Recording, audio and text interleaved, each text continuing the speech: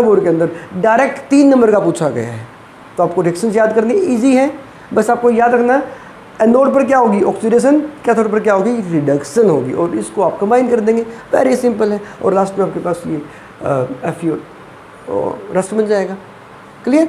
अब यहाँ पर इतना करने के बाद हमारे सामने क्वेश्चन अराइज होता है कि कौन कौन से फैक्टर हैं जो रस्टिंग को अफेक्ट करते हैं। तो नेक्स्ट करते हैं, देखिए हमारे पास फैक्टर्स अफेक्टिंग, ये आपने नोट कर लिया होगा, कर लीजिए नोट इसको। नेक्स्ट हमारे पास है factors affecting rusting of iron. Next हमारे पास है factors affecting rusting of iron. देखिए नेक्स्ट है फैक्टर्स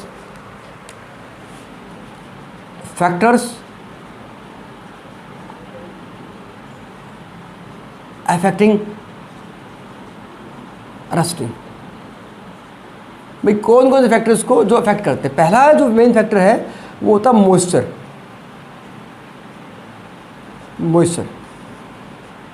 याद रखेंगे जो रस्टिंग होती है उसके अंदर आपका ऑक्सीजन की ज़रूरत भी होती है और मॉइस्चर की ज़रूरत भी होती है। अगर मॉइस्चर नहीं होता है एनवायरनमेंट में, अगर नमी नहीं है, पानी नहीं है, तो रस्टिंग नहीं होगी। अगर आप एक्सपेरिमेंट करके देखें कि आपके पास एक कंटेनर ले लिया, उसके अंदर आपने उसको ड्राई कर दिया, वाटर नहीं है, तो अकेला ऑक्सीजन उस मेटल को रस्ट नहीं लगाएगा। तो याद रखना मॉइस्चर इज आल्सो इम्पोर्टेंट। ठीक है। नेक्स्ट जो आपके पास रहेगा, देखिए इसमें वो है इम्प्योरिटीज।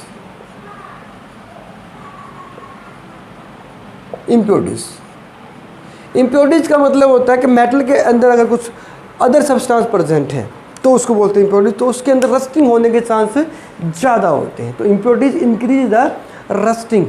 नेक्स्ट जो आपके पास रहेगा वो इसमें होता है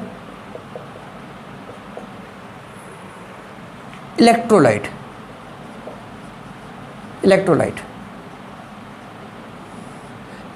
का मतलब होता है अगर यहाँ पर आयंस प्रेजेंट है, इलेक्ट्रोलाइट जो है वो रिडॉक्स रिएक्शन को बढ़ा देते हैं। तो यहाँ पर जो सलाइन वाटर जो होता है, saline water NaCl having NaCl promotes rusting. आपसे ऑब्जेक्टिव में पूछा जा सकता है, कॉन्सेप्चुअल में पूछा जा सकता है कि सी एरिया जो होता है उसके पास में रस्टिंग ज़्यादा होती है। क्यों होती है? Because of electrolyte present in sea water. Next जो लास्ट आपका इसका इफेक्ट पड़ता है वो आपका याद रखना है, वो है स्ट्रेन्स। अगर जो मेटल है उस मेटल के अंदर स्ट्रेन्स है, बैंड है, पीटिंग है,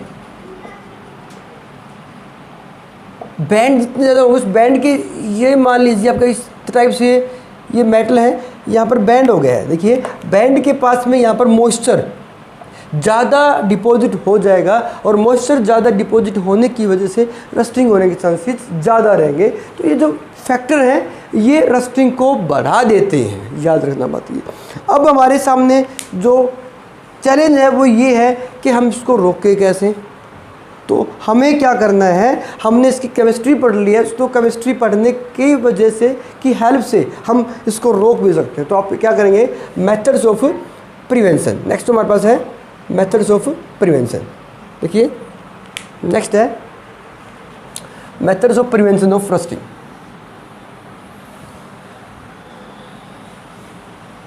नेक्स्ट है मेथड्स ऑफ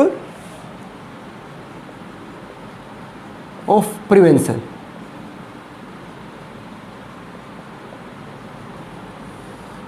ऑफ रस्टिंग। कैसे उसको प्रिवेंट करेंगे? देखिए पहला जो मेथड रहेगा वो होता है बैरियर मेथड।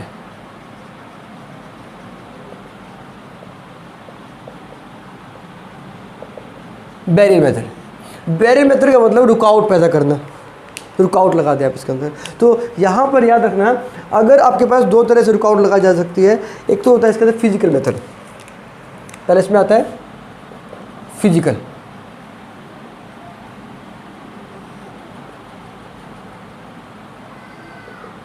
फिजिकल मेथड में क्या होता है, जैसे मेटल सरफेस के ऊपर हम क्या कर दें, ऑयलिंग कर दें। क्या कर दें? ऑयलिंग या पेंटिंग। आम आदमी इसको देखता है, लेकिन उनको इस बात से मतलब नहीं है कि इससे होता क्या है। तो आप केमिस्ट्री के स्टूडेंट हैं तो आप ये बता सकते हैं कि ऑयलिंग और पेंटिंग से क्या होता है, जो मेटल है वो मॉइस्चर और एयर के कॉन्टैक्ट में नहीं आ पाएगी। ये क्या करते हैं, मेटल के बीच में एक रुकावट पैदा कर देंगे, मेटल और एयर के बीच में एक रुकावट पैदा कर देंगे, बैरियर पैदा कर देंगे, जिससे रस्टिंग नहीं होगी। दूसरा आप कर सकते हैं इसके अंदर,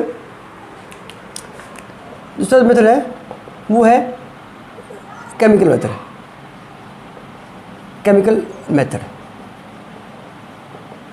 यहाँ पर क्या करते हैं, इससे रिएक्टिव मेटल जो आपके पास, जो आपका कुछ मेटल ऐसी होती हैं जिनकी हम इसके ऊपर लेयरिंग कर देते हैं। जैसे आपके पास निकिल है,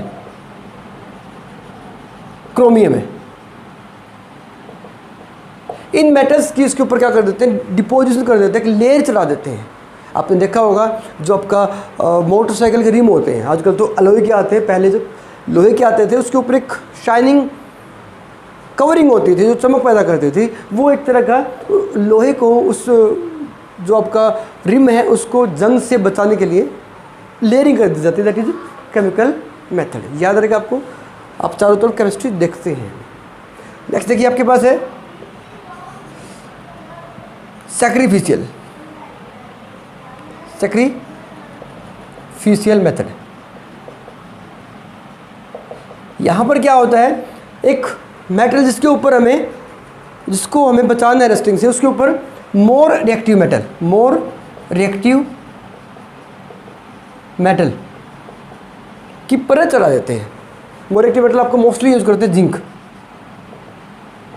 जिससे क्या होता है, जो एक्टिव मेटल है वो अपने आप को ख़त्म कर लेती है और मेटल जो हमें बचानी है उसको ये रस्टिंग से रोक देती है। तो उस प्रोसेस को बोलते हैं गैल्वेनाइजेशन। याद रखना, गैल्वेनाइजेशन अलग से पूछा जा सकता है। गैल्वेनाइजेशन क्या होता है, इलेक्ट्रोलिसिस की थी हमने, उसी का एक एप्लीकेशन है। मतलब जिंक मेटल को अगर आप चढ़ा देते हैं उस दूसरी मेटल के ऊपर, आयरन के ऊपर, दैट इज कॉल्ड गैल्वेनाइजेशन।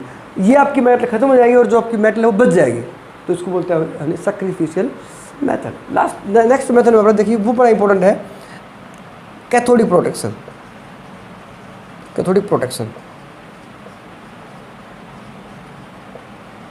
या इसका एक और मेथड नाम देते हैं इलेक्ट्रोलिटिक मेथड बोल सकते हैं इसको, या इलेक्ट्रॉनिक मेथड बोल सकते हैं। क्या होता है यहाँ पर, याद रखना, कुछ आयरन पाइप होते हैं,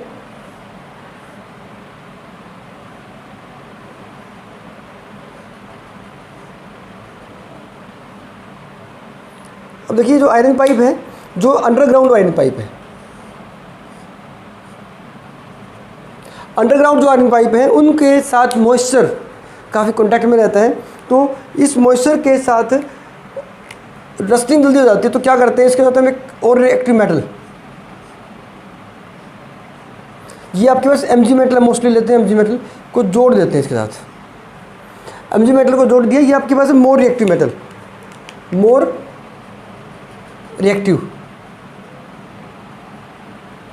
मेटल, और ये काम कर गया जी एनोड की तरह से काम करेगी। और क्या होगा, जब Mg जो होगी ना अपनी इलेक्ट्रॉन को लॉस कर देगी, Mg2 पॉजिटिव प्लस 2 इलेक्ट्रॉन्स, और ये आपका क्या हो जाएगा, कैथोड हो जाएगा। यहाँ पर क्या होगी, रिडक्शन होगी, और यहाँ पर क्या होगी, ऑक्सीडेशन। तो जैसे जैसे ऑक्सीडेशन होगी ना, तो ये वाली जो मेटल है वो धीरे धीरे ख़त्म हो जाएगी और ये वाली मेटल हमारी बच जाती है। तो मतलब कैथोड का हमने क्या कर दिया, प्रोटेक्शन कर दिया। तो इसको बोलते हैं कैथोडिक प्रोटेक्शन। और यहाँ पर याद रखना, जो रेस्पेक्टिव मेटल है जिसको हमें बचाना है उसको हम कैथोड की तरह से यूज़ करते हैं। इंपॉर्टेंट है, अलग से पूछा जा सकता है कि कैथोडिक प्रोटेक्शन होती क्या है। तो याद रखना, हमने अंडरग्राउंड जो पाइप है उसको जोड़ दिया उससे ज़्यादा रिएक्टिव मेटल के साथ। अगर ये मेटल से कम रिएक्टिव होगी तो फ़ायदा नहीं रहेगा। तो ये आपके पास है कैथोडिक प्रोटेक्शन। तो लास्ट मेथड रहेगा इसका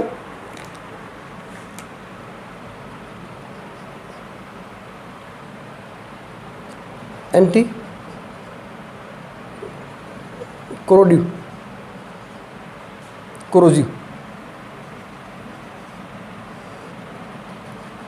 सब्सटेंस। जैसे आपके पास होता है अल्कलाइन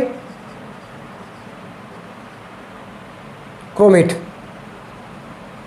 फोस्फेट, उसकी हम क्या करते हैं, लेयरिंग चला देते हैं मेटल के ऊपर, जिससे वो क्या हो जाता है, बच जाता है। तो याद रखेंगे बात है। तो ये क्या होगा, हमारा रस्टिंग हो जाता है। तो ये ऑल अबाउट रस्टिंग था। अब यहाँ पे एक छोटा सा क्वेश्चन बनता है लास्ट में, बड़ा इंपॉर्टेंट क्वेश्चन। देखिए कि आपके पास एक मेटल है, समझ रहे हैं इस क्वेश्चन को, एक मेटल बड़ा इंपॉर्टेंट क्वेश्चन है।